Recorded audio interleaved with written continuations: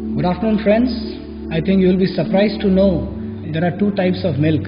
There is A1 milk, which is produced out of Jersey, Holstein, and there is a Indian version of the cow, which is the Desi cow, which has a hump on its back, and that cow is the source of the A2 milk. And this A2 milk is the milk which the rishis, the munis, the saints, and the greatest people of mankind ever have taken it so that their brain gets nourished and so many wonderful things happen in their life.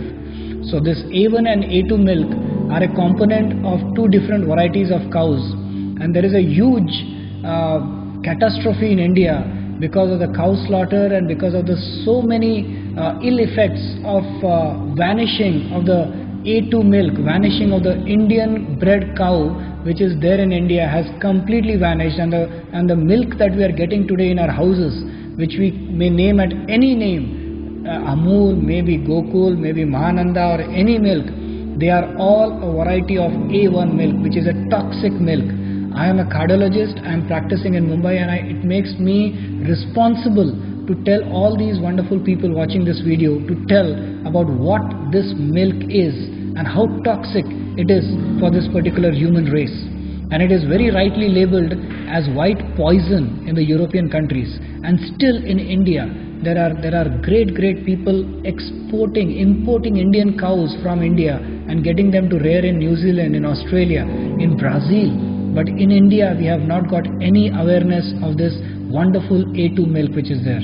I would really like to ask if anybody knows, and I would like to just give you some details of it. I start right now. The nutritious A2 milk of Vedic cows with hump versus the milk of humpless Western cows. So A1 milk is toxic casein protein, beta cosmorphin 7, harmful peptide B7, BCM7 of A1 milk, Suryaketu nadi of Vedic cow, fragrant smelling Indian humped cow with sebum glands.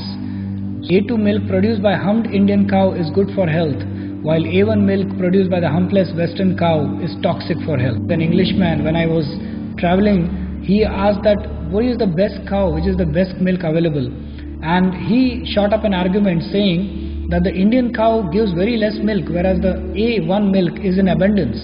So I laughed at him and said that it is not a matter of the daily consumption of milk that you calculate, but it is the yearly consumption that we really have to look at.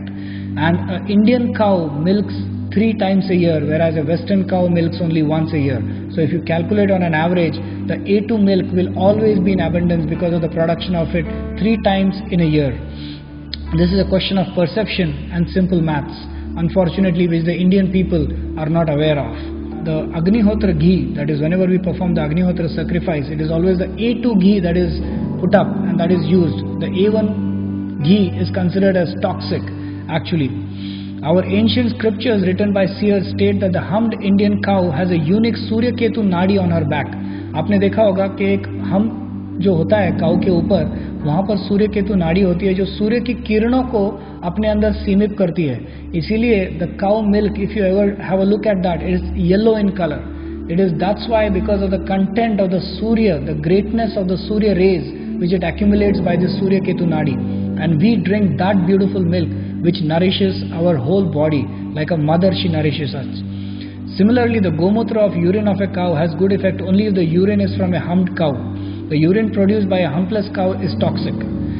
So gomutra drinking cow's urine as an elixir, vadakayal. The various problems associated with humpless cow's toxic A1 milk are, I am just citing them one by one: autism, behra hona, diabetes type 1, sudden death syndrome in infants, ulcerative colitis, cardiac problems, multiple sclerosis, mental disorders, Parkinson's, schizophrenia, obesity, arteriosclerosis, intolerance, bloating. Autistic and schizophrenic persons typically excrete large quantities of BCM7 in their urine. Man can live on A2 milk of the humped Indian cow alone. The West is now secretly engaged in smuggling our Desi cows embryos from India.